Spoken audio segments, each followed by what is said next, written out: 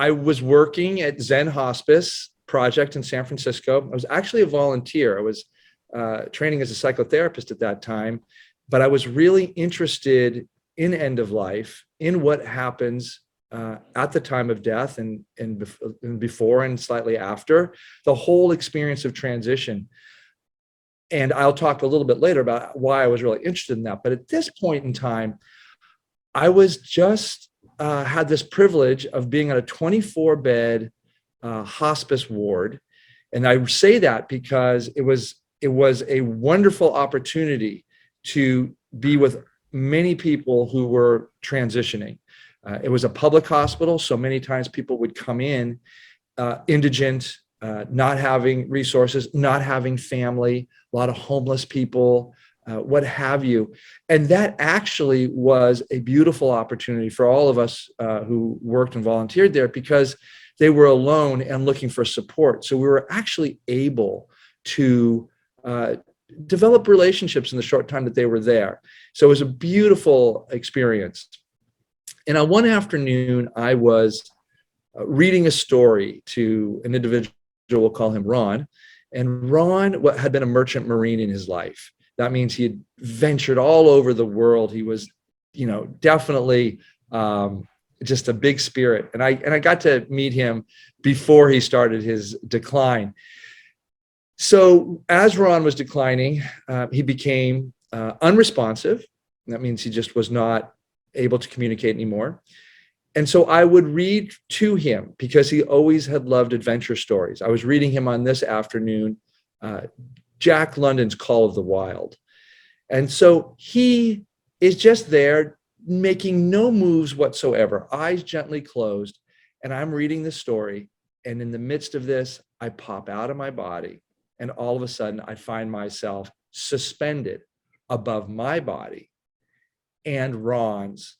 And I'm shocked. I have this view from above. And then I look to my right, and there's Ron. And Ron's face, that's what I see, is his big face. I don't see much of a body, but a huge face. He is smiling. I see his teeth. He's just ebullient and glowing. And he's communicating with me telepathically as if to say, look where I am. Check this out. And welcome.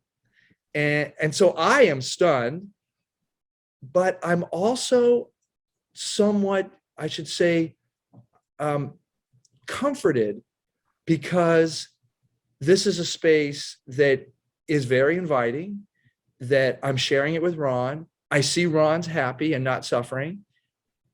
And sometime later, I don't even know how much time later, but I don't think I stopped reading. So that's a whole thing about the time-space continuum that's interesting. I'm back in my body.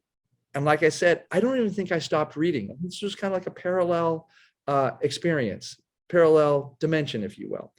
But that experience was profound because it let me know that Ron and all these people I was helping transition were in a certain way titrating back and forth. Not all of them, of course. This was when you're on hospice, you're doing a slower type of death. There are different types of death. A sudden death is completely different. But in this environment where people are dying slowly, it suggests that there's this going back and forth. And Ron, it seems, was sharing with me where he was. It was as if he invited me to join him. And this is my, I have a couple other experiences, but this is my real first full-on shared death experience, where he invited me into the space where he was. And very soon after this, he was transitioning. And I should say, when we talk about the shared death experience, one of probably the dominant motif is that of journey. In other words, when we share in or get access to the dying's experience, what we're being shown or what's being revealed is the journey they are on, the journey they are beginning. And in some cases, we can share with this all the way up until they enter into a light. If you liked this episode, please do subscribe for weekly passionate, inspirational interviews.